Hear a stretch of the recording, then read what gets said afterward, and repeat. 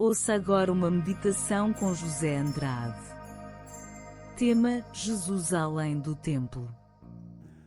Nós vamos hoje ter a nossa meditação na palavra com esse tema que eu coloquei, Jesus além do templo. E isso para eu me poder referir para todos aqueles que frequentam este ou aquele templo em busca de ter um encontro com o Senhor Jesus. E com Ele, tendo esse encontro, poder ouvir a voz de um Pai que é amor e que nele, no Senhor Jesus Cristo, nos faz ter discernimento de como Ele nos quer abençoar, abraçar, receber e tratar. Amigo, amiga, eu quero então ler junto consigo hoje duas perguntas que o Senhor Jesus Cristo fez para os seus discípulos, para a sua igreja, para mim, para si. E por isso refiro-me que hoje a nossa meditação vai para todos aqueles que se encontram dentro do templo. Entretanto, vamos orar. Vamos orar para que o Espírito Santo possa nos guiar a toda a verdade e nos convencer. Pai, em nome do Senhor Jesus Cristo, eu entro junto com esta pessoa em Tua presença, te glorificando, te exaltando e te bendizendo, porque sabemos que em nome do Filho do Teu amor, o Senhor Jesus Cristo, o nosso Salvador, é que nós penetramos em Tuas mãos e em Tua presença. Pai Santo, que o Teu Espírito verdadeiramente nos guie, nos convença, trabalhe e molde o nosso coração, a nossa vontade, os nossos desejos, os nossos sentimentos, mas principalmente o nosso espírito receba pelo Teu Espírito a Tua vida em nós. Amém e graças a Deus. Amigo, amiga, graças a Deus. Até apetece, vendo esta imagem, desta foto, quando eu preguei neste determinado lugar, com este povo maravilhoso, apetece-me agora, junto consigo aqui, cantar um hino que já tem uns bons anos, mas lembro-me, assim como muitos outros, fazem parte da minha vida, cantando para o Senhor Jesus da seguinte forma: Ele é tudo para mim, Ele é tudo para mim, Ele é o tesouro que eu tenho guardado em meu peito, Ele é tudo para mim, Ele é o tesouro que eu tenho guardado em meu peito, Ele é tudo para mim.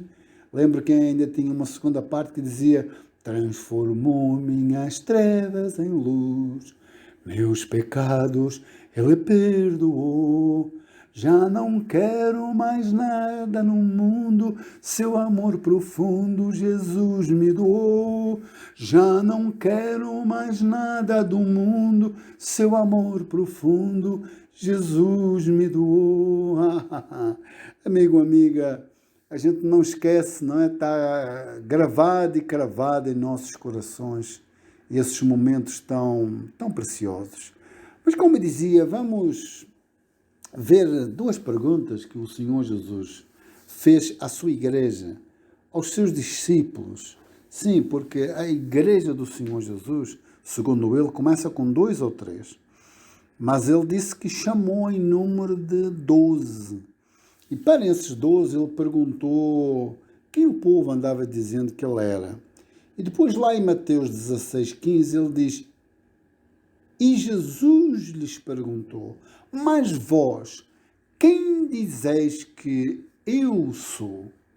Respondendo Simão Pedro disse: tu és o Cristo, o Filho do Deus vivo.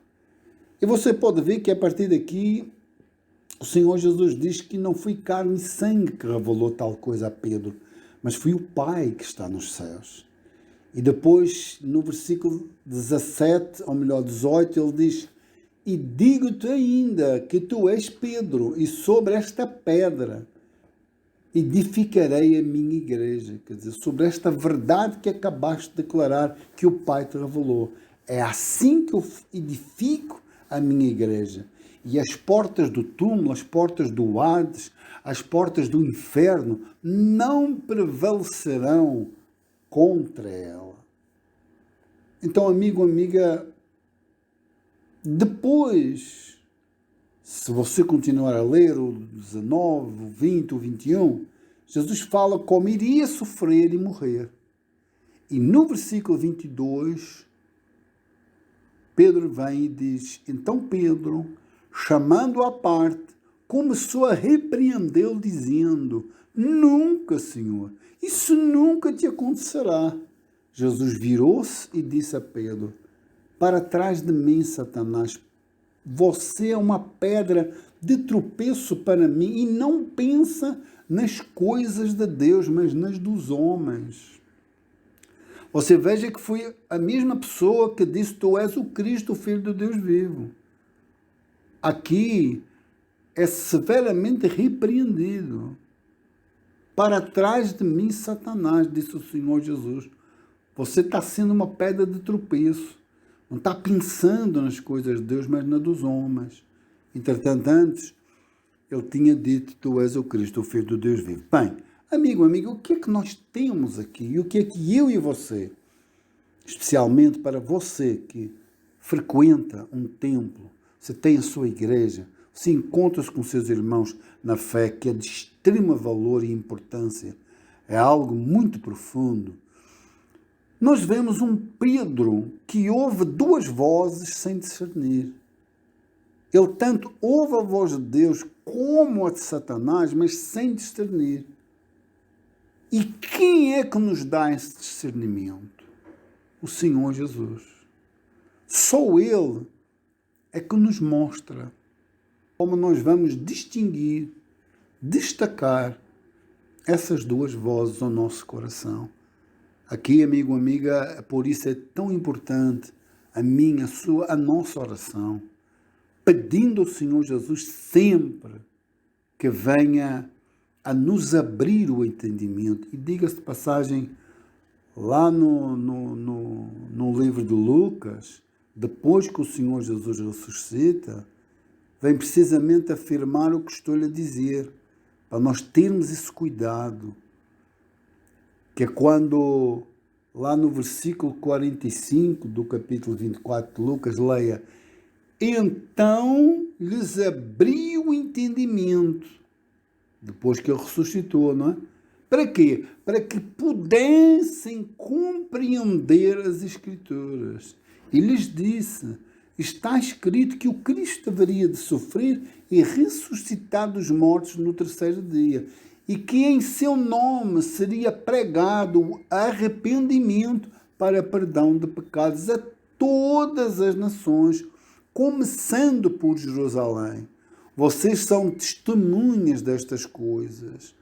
Eu envio a vocês a promessa de meu Pai, mas fiquem na cidade até serem revestidos do alto. Veja, o Senhor Jesus falando agora do seguimento, da continuidade do Pai a falar ao nosso coração e o sermos vigilantes em oração, pedindo a Jesus este entendimento para não cairmos em tentação, nem sermos ludibriados por Satanás, pelo guia que é o Espírito Santo, que guia, convence, transforma, cura, opera na minha e na sua vida. E lá em Atos 2 nós vemos que isso aconteceu, essa descida do Espírito, que guia a toda a verdade e nos convence do pecado, da justiça e do juízo. É por isso também que João vem dizer assim: depois que ressuscitou dos mortos, lá em João 2:22, os seus discípulos lembraram-se do que ele tinha dito e creram na Escritura e na palavra que Jesus lhes dissera. Que Jesus dissera. Por quê, amigo, amiga?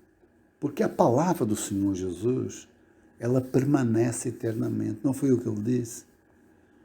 E eu estava aqui passando os olhos sobre as Escrituras e buscando em oração, procurando dividir consigo, principalmente, repito, que está dentro de um templo e que nele busca este entendimento espiritual que é de extremo valor e importância, porque senão, amigo, você torna-se uma presa fácil de tanto tirano que se cruza no meio da sua vida.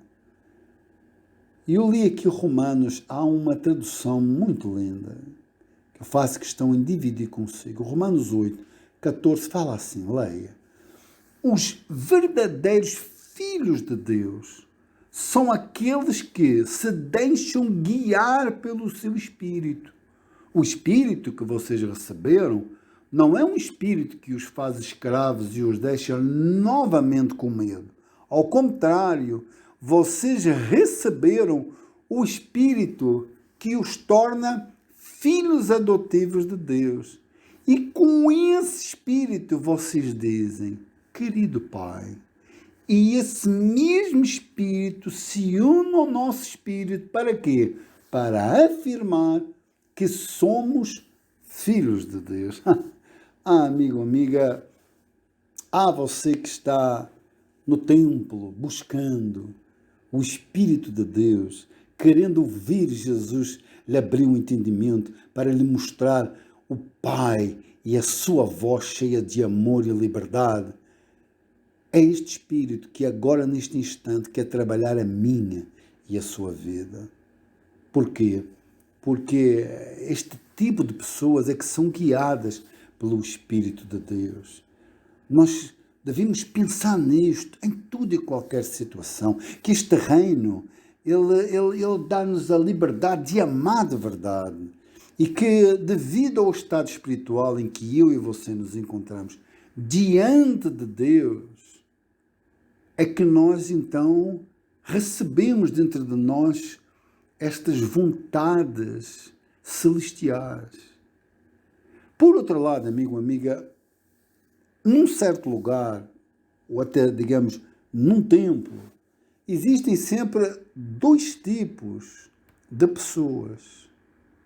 Existem dois tipos de pessoas. Nunca se esqueça disto. Primeiro, nós temos a igreja salva, em liberdade no amor deste Cristo ressuscitado, que faz lembrar o que o Senhor Jesus falou para Nicodemos, né? O vento sopra onde quer, você consegue ouvi-lo, mas não sabe de onde vem nem para onde vai. O mesmo acontece com quem? Com todas as pessoas que nascem do Espírito. Ou seja, é um Jesus que vai para além do tempo. Este Jesus vai para além do tempo.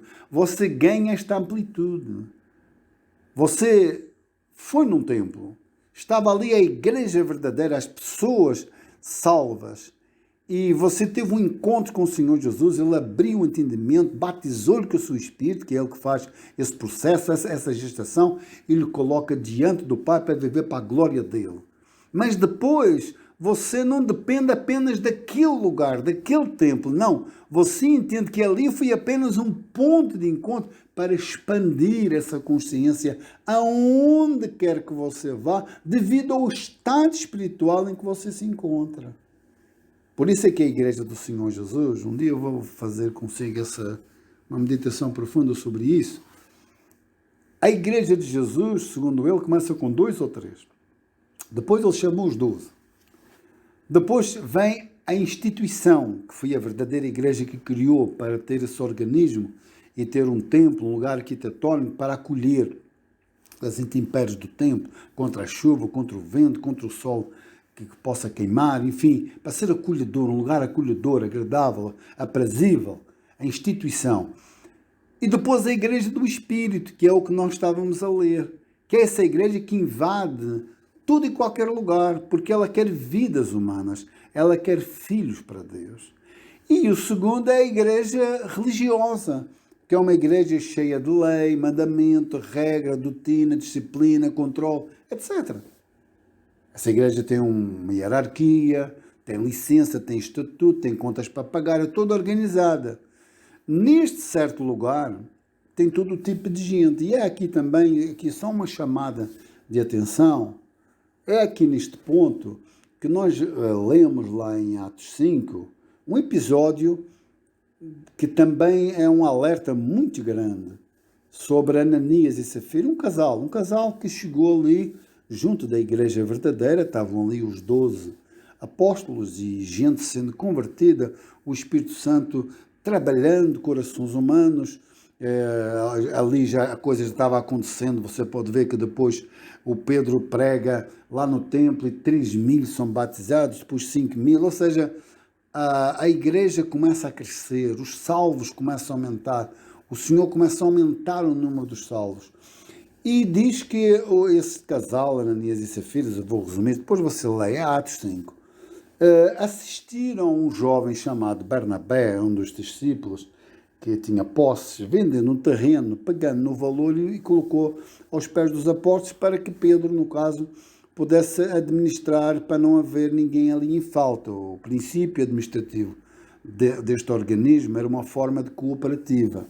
Depois a coisa foi desenvolvendo, foi crescendo, mas no caso aqui era assim. Então eles pensaram da seguinte maneira: aquele rapaz foi lá, deu e tal, e ele foi aceite. Bem, então nós também temos posses, temos terrenos, nós vamos vender um terreno, mas nós vamos dar um valor à nossa maneira, vamos administrar as coisas do nosso jeito. E diga-se de passagem, muita gente se introduziu no meio da igreja e causou um prejuízo, um estrago muito grande a esse respeito. Até os dias de hoje. Até os dias de hoje tem gente criando património desta forma. Porque tem gente, há número de pessoas, eu posso tentar tirar proveito dessa situação. Então, diz que eles foram lá e venderam um terreno, reservaram uma parte e levaram até Pedro. Claro que Pedro, movido com o discernimento do Espírito, olhou para Ananias e disse: Ananias, isso porque, como nós lemos no princípio, ele também aprendeu a discernir, ele aprendeu a ouvir a voz de Deus, a reconhecer a voz de Deus, mas também a ouvir e a reconhecer a voz de Satanás. Então ele diz para Ananias: Ananias, por que você deixou Satanás encher o seu coração de tal pensamento, de tal forma de agir? Porque você não está enganando a homens, se está enganando a Deus. Ninguém pode fazer esse tipo de trapaça com Deus. E no caso aqui de Ananias e Safira, a coisa foi grave. Morreu ele, morreu a esposa. Foi uma coisa tremenda, foi algo muito doloroso. E talvez você diga: mas eu vi gente já fazer isso, mas nunca morreu. Você não sabe. Porque Jesus foi claro, ele disse: olha, não temam aqueles que matam o corpo, mas que matam a alma, o espírito. Então tem gente que você pode olhar e pensar que está vivo, mas espiritualmente estão já mortos. Há conta de se envolver com este tipo de situação. É muito perigoso. Ora, qual deve ser a minha, a sua, a nossa postura perante esta situação? Num templo, num determinado lugar que você vive assim, a minha, a sua, a nossa oração é de extrema importância. E principalmente pedindo a Deus para ouvirmos a sua voz. Porque nós vamos conviver com pessoas religiosas, mas sendo a igreja de verdade. Porque nós queremos que Jesus é quem edifica a sua igreja. E que a palavra dele é viva e eficaz. Aí nós suportamos em oração o mover do Espírito Santo, que vai guiando, vai convencendo, vai curando, vai transformando, vai libertando pessoas. Mas nós temos sempre Jesus para além do templo. Este Jesus para além do templo, o Espírito Santo, através das palavras do Senhor Jesus, abre-nos um entendimento para nós conseguirmos enxergar esta espiritualidade. Assim, quando nós nos encontramos, o que é que acontece, amigo, amiga? Nós criamos o melhor ambiente possível para acolher pessoas, para que elas tenham um verdadeiro encontro com Jesus, vivendo para a glória de Deus. Amigo, amiga, antes de nós terminarmos, quero terminar agora fazendo uma oração junto consigo. Repito, que está indo neste ou naquele templo, para que você, junto comigo agora, ore, a fim que verdadeiramente seja o Senhor Jesus a guiar a você, a mim, a tudo e a todos, aqueles que se encontram neste ou naquele lugar, porque agora o Espírito dele, a presença dele, é em todo e qualquer lugar. Não foi o que gritou o primeiro mártir da igreja, Estevão, dizendo: vocês não resistam ao Espírito Santo outra vez, como os vossos pais fizeram no deserto. Mas hoje, se ouvirem a sua voz, vocês que lhe obedeçam, porque não foi o que Deus falou, que ele não habita em templos feitos por mãos humanas? Amigo, amiga, hoje ele habita no meu e no seu coração. Vamos com ele falar agora, neste momento, antes de irmos embora. Pai, em nome do Senhor Jesus Cristo, o Filho do teu amor, nós te damos graças, porque com certeza estas palavras, pelo teu Espírito, abre e abrirá sempre o nosso pensamento, a nossa visão espiritual, para que nós tenhamos esta consciência que nós somos pedras vivas, que estamos a ser edificadas à luz da tua palavra, que nós seremos sempre como cartas escritas pelo sangue derramado na cruz, por causa do amor do Pai que nos abraça através da tua presença. Meu Senhor Jesus Cristo, eu te exalto a cada dia que vivo, te glorifico, te exalto. Por outro lado, rogo em teu nome, Senhor Jesus, que o Senhor repreenda e anule toda a força do inimigo, toda a força de Satanás, toda a força do mal seja destruída e deitada por terra. E assim o teu Espírito nos guie à tua verdade e nos convença do pecado, da justiça e do juízo. Nós estamos em tuas mãos e em tuas mãos, com certeza, a glória da tua salvação eterna irá sempre trabalhar o nosso coração. Amém? E graças a Deus. Graças a Deus, amigo, amiga, hoje me despeço desta forma. Tenha sempre na sua mente e no seu coração este Jesus para além do templo, que aonde quer que eu e você venhamos a estar, ele também estará. Vamos servi-lo, vamos doá-lo, vamos dividi-lo com o nosso semelhante, vamos dar a conhecer este Jesus que nos recebeu com tão grande amor. Até à próxima meditação, um forte abraço, que ele te abençoe poderosamente. Até à próxima.